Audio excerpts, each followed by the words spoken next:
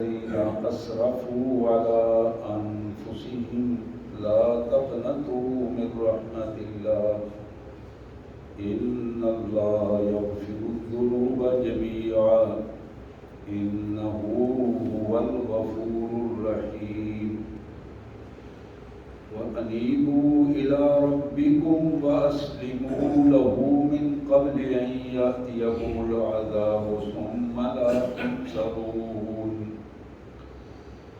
واتبعوا أحسن ما أنزل إليكم من ربكم من قبل أن يأتيكم العذاب بغتة وأنتم لا تشعرون أن تقول نفس يا حسرة على ما فرطت في جنب الله وإن كنت لمن الساخرين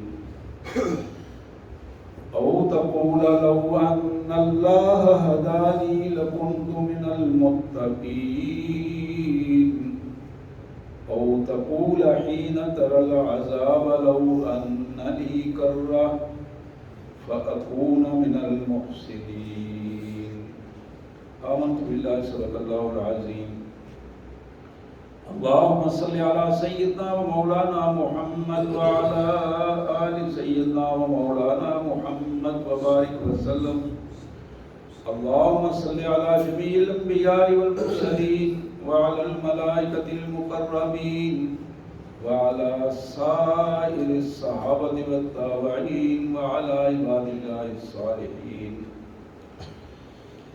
اللہ کے پاک کلام قرآن مجید میں یہ 24واں پارہ ہے اور سورہ زمر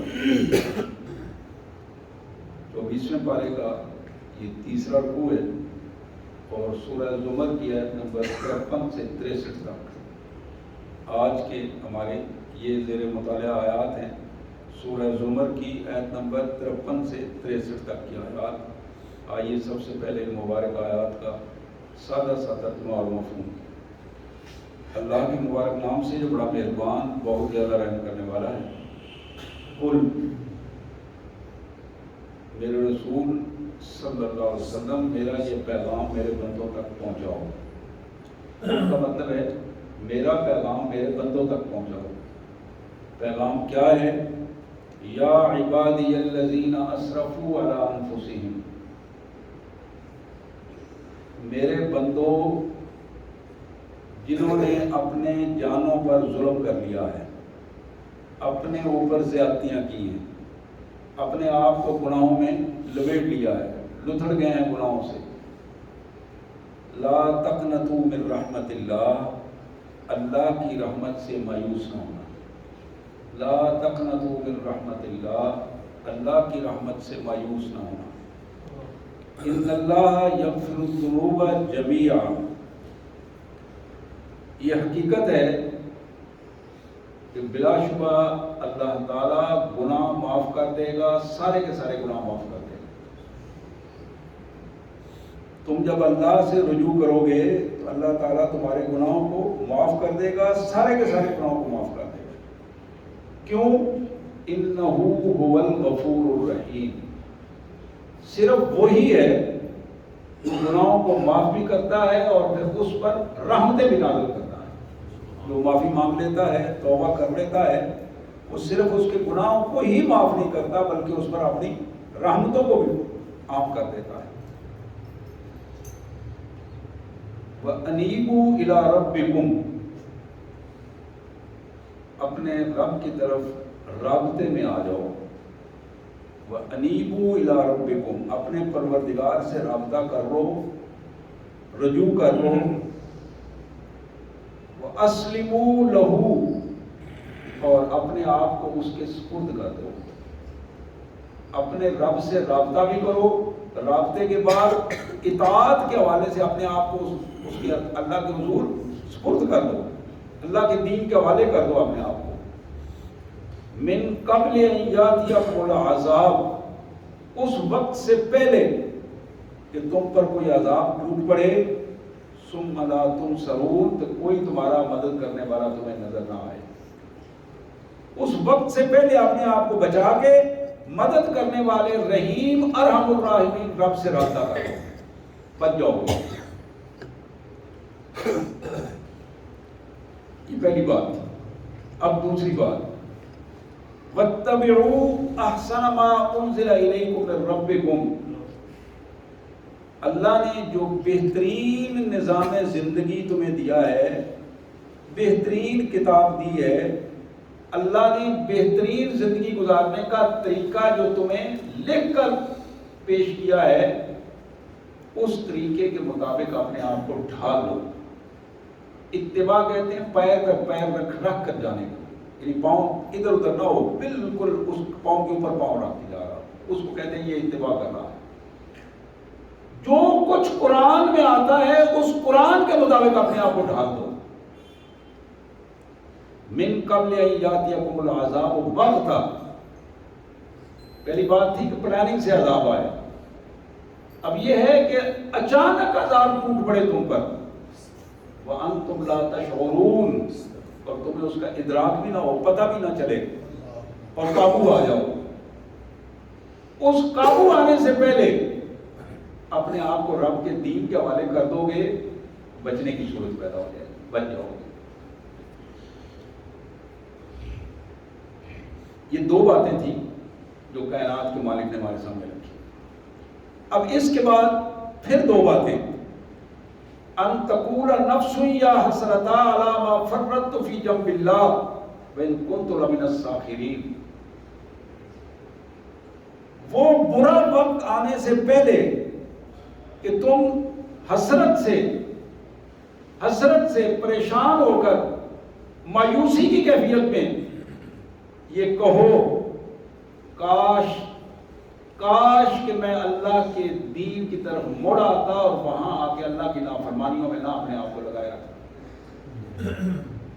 میری حالت تو یہ تھی کہ میں تو اللہ کے دین پر عمل بھی نہیں کرتا تھا، الٹا اس کا مذاق اڑاتا تھا، جو لوگ عمل کرتے تھے ان کا مذاق اڑاتا تھا۔ پھر فرمایا او تقول لو ان اللہ ہدانی لکنت من المتقین، یا پھر وہ وقت آئے کہ تم حسرت سے پریشانی کے عالم میں مجبور ہو کر یہ جملے کہو کاش کہ مجھے ہدایت مل جاتی تو میں بھی آج متقی لوگوں کے ساتھ ہوتا۔ اس وقت حسرت کرنے کی بجائے آج اپنے رب سے رابطہ کرو گے تو وہ حسرت نہیں اٹھانی پڑے گی، بلکہ کامیابیاں تمہاری جھولی میں رہیں گی۔ تیسری بات، یہ او تقولا کے لفظ سے تیسری بات، او تقولا حین تری العذاب لو ان لی کرۃ فاکون من الغافرین، کہ تمہیں یہ تم کہنے پر مجبور ہو جاؤ، اس وقت سے پہلے کہ تم یہ کہنے پر مجبور ہو جاؤ ایک موقع اگر مجھے دے دیا جائے تو میں بالکل من و عن اپنے آپ کو دین کے مطابق چلاؤں گا، ذرہ برابر بھی آگے پیچھے نہیں کروں گا، ہاتھ جوڑ کے رو کر تمہیں یہ کہنا پڑے انا لی کر رکھا، ایک موقع مجھے دے دو تو میں فاکون من المحسنین، میں پھر محسن بن جاؤں گا، نیکیوں کا انبار لے کر آؤں گا۔ یہ 5 باتیں ہیں جو اللہ تعالیٰ نے فرمائی ہیں، 5 دفعہ جھنجھوڑا ہے اپنے بندے کو کہ وقت آنے پر تم نے یہ بھی کہنا ہے، تم نے یہ بھی کہنا ہے، تم نے یہ بھی کہنا ہے، اس وقت تمہارا کہنا کسی کام نہیں آئے گا۔ اب اس کا جواب یہ ہے بلا قد جاءت کا آیاتی، ہاں ہم نے تمہاری بات سن لی ہے۔ یہ جواب ہے اس وقت، آج نہیں، اس وقت جواب ہے بلا، ہاں سن لی ہے تمہاری بات۔ وہ جو تم حسرتیں کر رہے تھے نا، وہ جو تم بات بار بار کہہ رہے تھے ہمیں موقع مل جائے، وہ بات ہم نے سن لی ہے، ہمارے سامنے آ گئی ہے وہ بات۔ بلا، ہاں قد جاءت کا آیاتی، ذرا غور کرو نا، سوچو نا، دنیا میں میرے احکامات تمہارے سامنے آئے تھے، قرآن کی صورت میں اور میرے رسول کی حدیث کی صورت میں یہ احکامات تمہارے سامنے آئے تھے، بار بار آئے تھے، روزانہ تم سنتے تھے قد جاءت کا آیاتی فکذبت بها واستکبرت وکنت من الکافرین. پہلی بات یہ ہے کہ تم نے میرے احکامات کو زبانی بھی اور عملاً جھٹلانے کی کوشش کی. کچھ لوگ ویسے کہہ دیتے ہیں ہم نہیں مانتے، کچھ لوگ ماننے کا کہتے ہیں کہ ہم مانتے ہیں، مسلمان ہیں جی، کلمہ پڑھا ہوا ہے، ہم مسلمان ہیں، لیکن عملی طور پر وہ ماننے کے لیے تیار نہیں ہے، ان کا عمل اس کی تکذیب کرتا ہے. فکذبت بها، تم نے میرے احکامات کو جھٹلانے کی کوشش کی. واستکبرت، اپنے آپ کو اس سے بڑا بنانے کی کوشش کی. وکنت من الکافرین، ظاہر فیصلہ یہی ہے کہ تم کافر ہو گئے اور کافروں کے لیے ہمارے پاس کوئی رعایت نہیں ہے. واستکبرت بها، بات بندہ سوچتا ہے اچھا میں نے تو تکبر نہیں کیا اللہ کے حکم کے برابر. ہوتا ہے نہیں، بندہ کہتا ہے میں نے تو کچھ بھی نہیں کیا. ہماری عادت ہے ہم فوراً اس پر ریئیکٹ کرتے ہیں میں نے کیا کیا ہے. اور آج کی نسل تو سب سے پہلے یہ کہتی ہے میں نے کیا کیا ہے. آپ خواہ مجھ پر زور ڈال رہے ہیں، خواہ پریشان کر رہے ہیں، میں نے کچھ بھی نہیں کیا. واستکبرت، تم نے اپنی بات کو بڑا بنایا، اپنی ذات کو بڑا بنایا، اپنے آپ کو بڑا بنا کر پیش کیا اللہ کے مقابلے میں. اللہ کے مقابلے میں اب ذرا غور کیجیے، نماز ہے، اذان ہو گئی ہے، بندہ اپنی مرضی سے اپنا کام کر رہا ہے، دوستوں میں بیٹھا ہے، گپ شپ لگا رہا ہے. یہی وہ چیز ہے، اس نے اللہ کی طرف جانے کی بجائے اپنے آپ کو بڑا بنانے کی کوشش کی. اللہ کی بجائے اس نے اپنے دوستوں کو اہمیت دی ہے، اللہ کی بجائے اس نے اپنے فنکشن کو اہمیت دی ہے. یہ جو جس کو اللہ کے مقابلے میں وہ اہمیت دیتا چلا گیا واستکبرت تھا، یہ وہ چیز ہے جو اس نے اپنے آپ کو بڑا بنانے کی کوشش کی. تو یہ ہم عام کرتے ہیں، یہ تو عام رویہ بن گیا ہوا ہے. اچھا ایک بات میں پڑھ لیں گے، بات تو صرف نماز کی نہیں ہے، بات تو عمومی رویوں کی ہے. فیصلہ کر رہے ہیں ہم، فیصلہ کر رہے ہیں، فیصلہ کر رہے ہیں، کسی بڑے اہم معاملے میں فیصلہ کرنا ہے، اسٹیٹ کے معاملے میں فیصلہ کرنا ہے، لیکن وہ فیصلہ میں اپنی مرضی سے کرنا چاہتا ہوں. اللہ کہتا ہے کہ تم اپنی مرضی سے فیصلہ نہیں کر سکتے. جب تم نے کلمہ پڑھ لیا ہے، اللہ کے ساتھ تعلق بنایا ہے، تو اس تعلق کا یہ تقاضا ہے کہ فیصلہ تم اللہ کی مرضی کے مطابق کرو گے، اپنی مرضی سے فیصلہ نہیں کرو گے. تم جسے بالکل ذاتی فیصلہ سمجھتے ہو وہ بھی تمہارا ذاتی فیصلہ نہیں ہے، وہ بھی اللہ کی مرضی کے مطابق ہوگا. تم اپنے گھر کے کسی معاملے میں فیصلہ کرنا چاہتے ہو، وہ بھی تمہارا ذاتی فیصلہ نہیں ہے، وہ بھی اللہ کی مرضی کے مطابق ہوگا. تم اپنی برادری میں فیصلہ کرنا چاہتے ہو، اپنے صوبے میں، اپنے ضلع میں، اپنے ملک میں فیصلہ کرنا چاہتے ہو، اپنی اسمبلی میں قانون بنانا چاہتے ہو،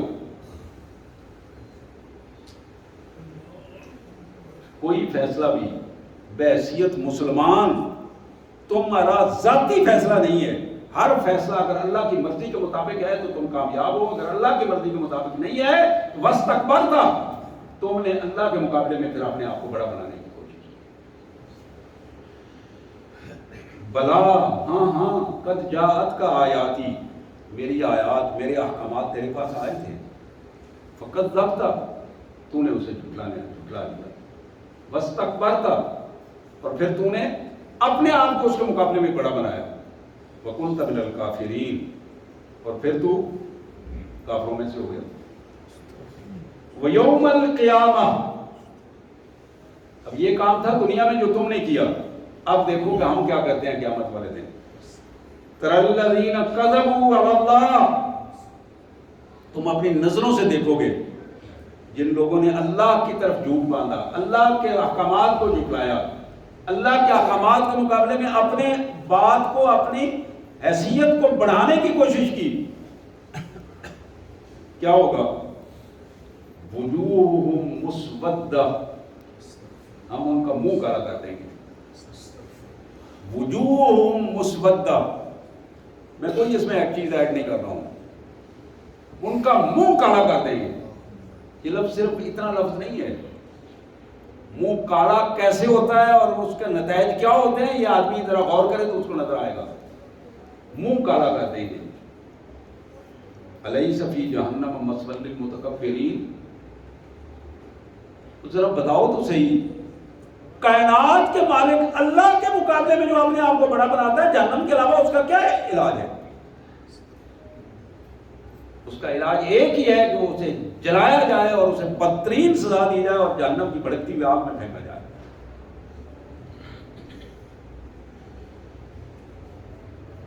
وَيُنَجِّ اللَّهُ الَّذِينَ اتَّقَوْا بِمَفَازَاتِهِمْ لَا يَمَسُّهُمُ السُّوءُ وَلَا هُمْ يَحْزَنُونَ. اس کے مقابلے میں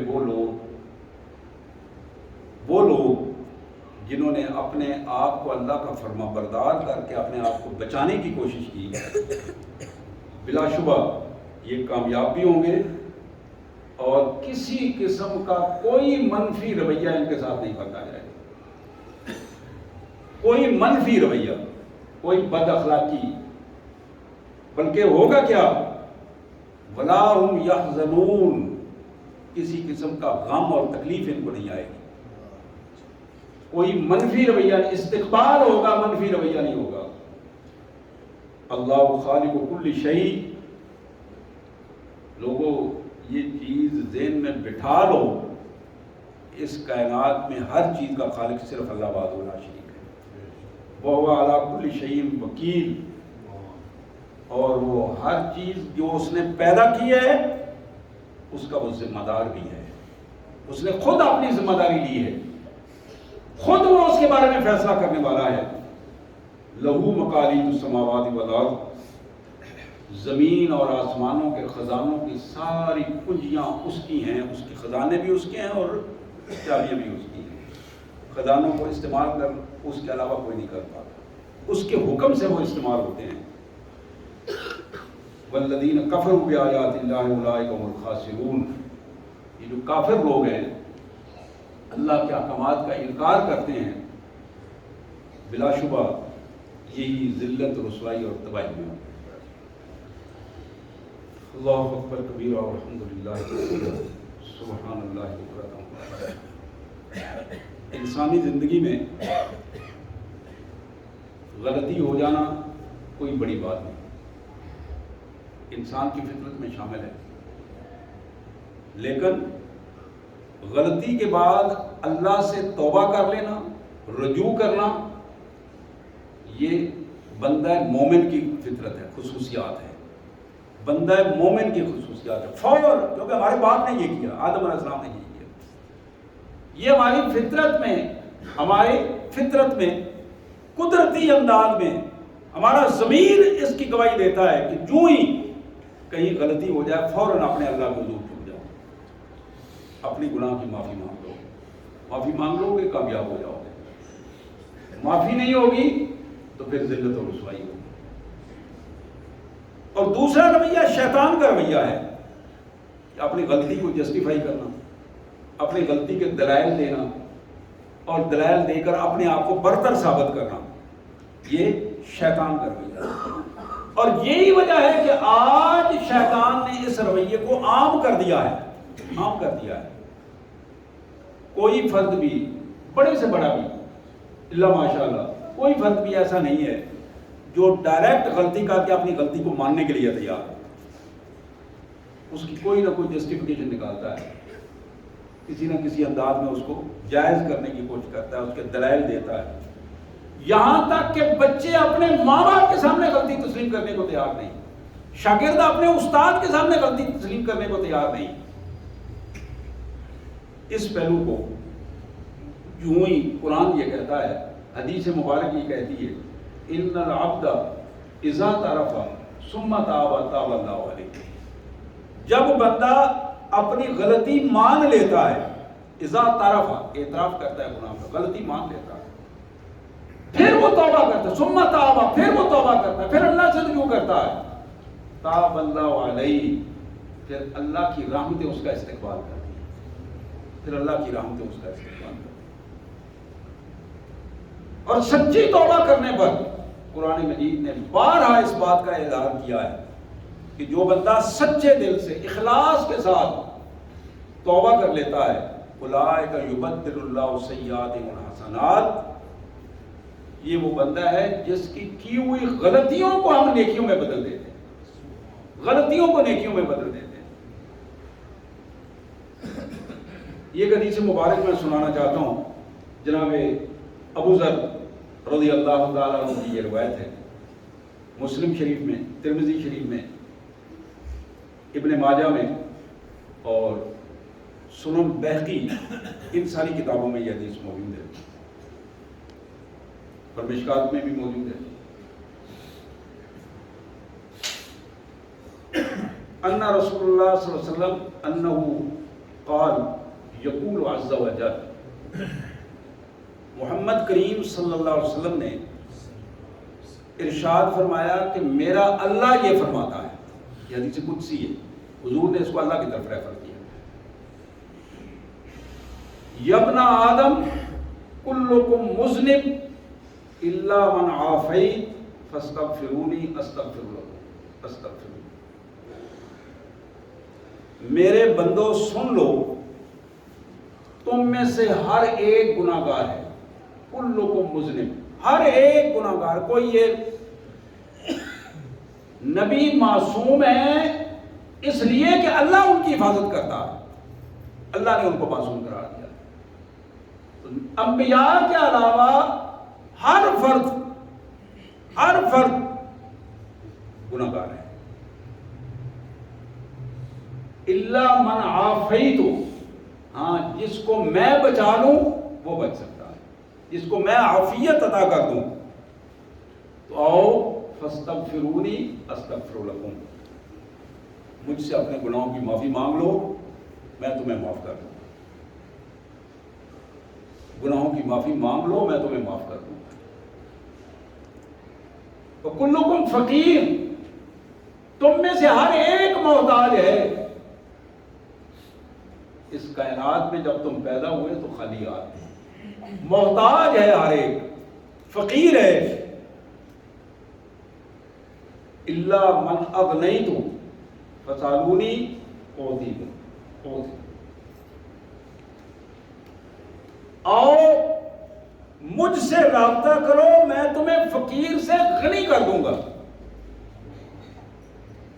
میں تمہیں غنی کر دوں گا، کوئی تمہیں غنی کرنے والا نہیں ہے، کسی کے پاس خزانے نہیں ہیں، صرف میرے خزانے ہیں، واللہ غنی وانتم الفقراء، اللہ غنی ہے اور تم محتاج ہو، سارے فقیر، میرے پاس آ جاؤ، میرے خزانوں سے میرے ساتھ رابطہ کرو گے، اب نہیں تو میں تمہیں غنی کر دوں گا، تمہاری محتاجی ختم کر دوں گا۔ وَكُلُّكُمْ ضَالٌ، تم میں سے ہر ایک گمراہ تھا، درست راستے پر نہیں تھے تم لوگ، ضلالت اور گمراہی میں تھے۔ اِلَّا مَنْ ہَدَيْتُ، ہاں جس کو میں نے راہ دکھایا وہ اصل راستے پر آ گیا، جس کو میں ہدایت دوں گا وہ اصل راستے پر ہوگا۔ فَسَأَلُونِ الْهُدَىٰ أَهْدِكُمْ، آؤ ہدایت مجھ سے مانگو، میں تمہیں سیدھا راستہ دکھاؤں گا، اهْدِنَا الصِّرَاطَ الْمُسْتَقِيمَ، ہدایت مجھ سے مانگو، میں تمہیں سیدھا راستہ دکھاؤں گا۔ دنیا میں کوئی انسان بھی ایسا نہیں جو بائی برتھ ہدایت یافتہ ہو، خالی الذہن انسان آتے ہیں۔ اللہ نے فرمایا کہ تم سارے کے سارے ہدایت کے بغیر ہو، راستہ معلوم نہیں ہے، آؤ میرے ساتھ رابطہ کرو گے، میرے بندو اپنے مالک کو پہچان لو گے، مالک تمہیں سیدھا راستہ دکھا دے گا۔ پھر ارشاد فرمایا وَمَنِ اسْتَغْفَرَنِي وَهُوَ يَعْلَمُ أَنَّهُ ذُو قُدْرَةٍ عَلَىٰ أَنْ أُغْفِرَ لَهُ، جو بندہ مجھ سے اپنے گناہوں کی معافی مانگتا ہے اور وہ یہ جانتا ہے، اس یقین کے ساتھ معافی مانگتا ہے کہ صرف میں ہی طاقتور ہوں، صرف میں ہی ہوں جس سے معافی مانگی جا سکتی ہے، میں اس کو معاف کر دوں گا. غفرت لہو، وہ جتنے بھی گناہ لے کے آئے گا میں معاف کر دوں گا. ولا ابالی، مجھے کوئی پرواہ نہیں ہے، مجھ سے کوئی پوچھنے والا نہیں، کسی کی جرت نہیں کہ میرے سامنے بات کر سکے. ولا ابالی، مجھے کوئی پرواہ نہیں. ایک حدیث کا حصہ یہ تھا. اس حدیث کا ایک دوسرا حصہ، وَلَوْ أَنَّ أَوَّلَكُمْ وَآخِرَكُمْ وَحَيَّكُمْ وَمَيِّتُكُمْ وَرَطْبُكُمْ وَيَابِسُكُمْ، لوگوں تمہارا پہلے آدمی سے لے کر آخری انسان تک، زندہ ہوں مردہ ہوں، پانی کے اندر ہوں یا خشکی کے اوپر ہوں، یہ سارے کے سارے اپنی بدبختیاں لے کر گناہوں کو اکٹھا کر کے ایک بندے کی صورت اختیار کر جائیں، سارے گناہوں کو ایک جگہ پہ اکٹھا کر لیں، اور پھر میری اس سلطنت میں آئیں. ما نقص ذالک من سلطانی مثل جناح البعوضہ، تو مجھے اپنی ذات گرامی کی قسم، یہ میری سلطنت میں اپنے اس گناہوں سے، اپنی اس بغاوت سے ایک مچھر کے پر جتنا بھی نقصان نہیں کر سکتے، ایک مچھر کے پر جتنا بھی نقصان نہیں کر سکتے. ما نقص.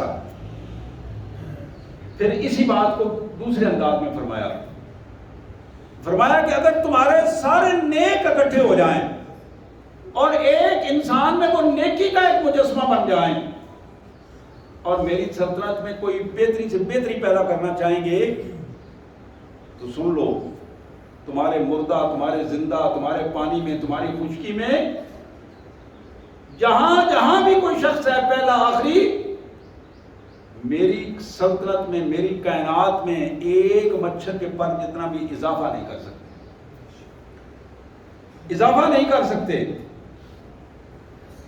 بات یہ ہے کہ تم آؤ اور اپنے آپ کو اس پوزیشن میں لے کے آؤ کہ یہ یقین کر لو، وَذَلِكَ أَنِّي جَوَّادٌ أَنِّي مَاجِدٌ أَنِّي وَاحِدٌ،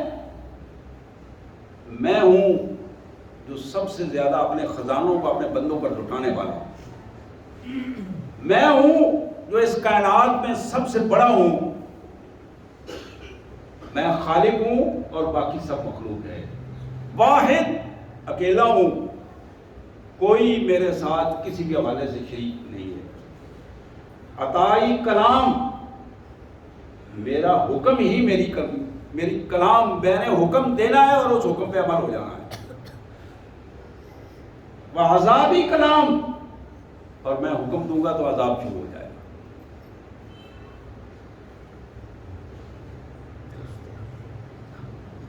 انما امری شیء اذا اردته ان اقول له کن فیکون، جب بھی میں کسی چیز کا ارادہ کرتا ہوں، فوراً جب میں حکم دیتا ہوں تو وہ چیز اپنے اس وجود میں آ جاتی ہے. مجھے کلمہ کن جب میں حکم دیتا ہوں ہو جا، وہ ہو جاتا ہے. اللہ اکبر، اللہ اکبر کبیرہ والحمدللہ کثیرہ سبحان اللہ. ایک دوسری حدیث مبارک مسند احمد کی یہ حدیث ہے، جناب ابو سعید خدری رضی اللہ تعالیٰ عنہ کی روایت ہے. حضور اکرم صلی اللہ علیہ وسلم نے فرمایا، ما من مسلم یدعو بدعوۃ لیس فیہا اسم، اگر کوئی بندہ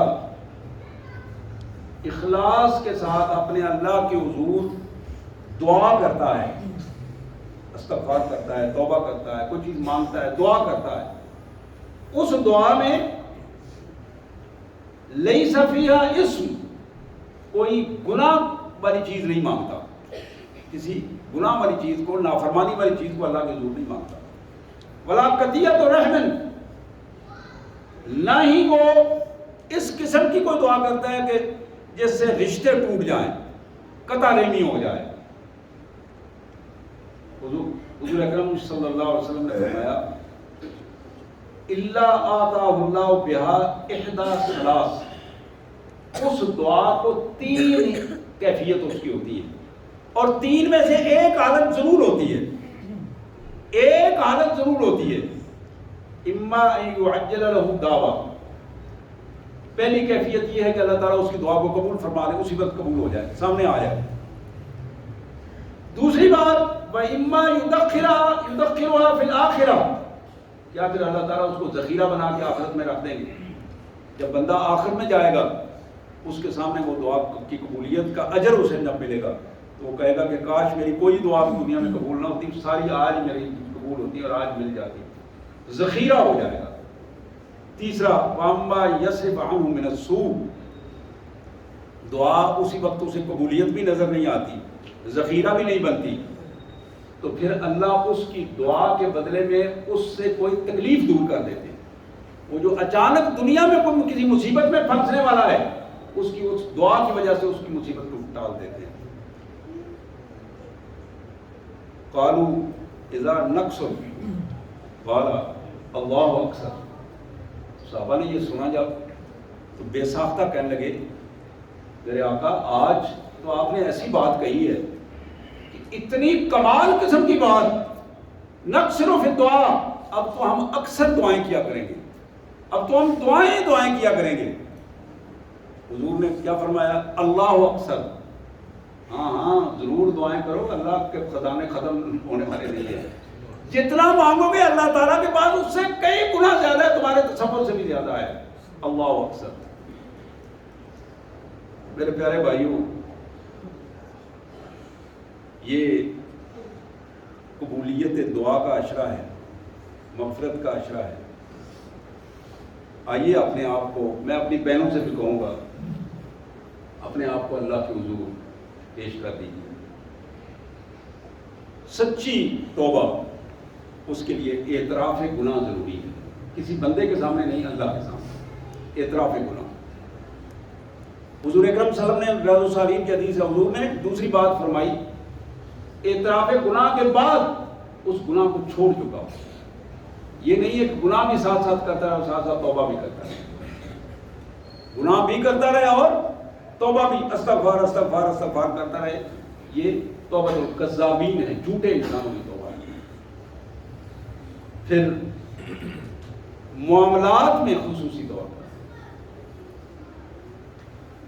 ایک بات کہ آئندہ گناہ نہ کرنے کا اللہ سے وعدہ کرے، اعتراف کر لے، اعتراف کے بعد گناہ چھوڑ چکا ہو اور آئندہ نہ کرنے کا اللہ سے وعدہ کرے۔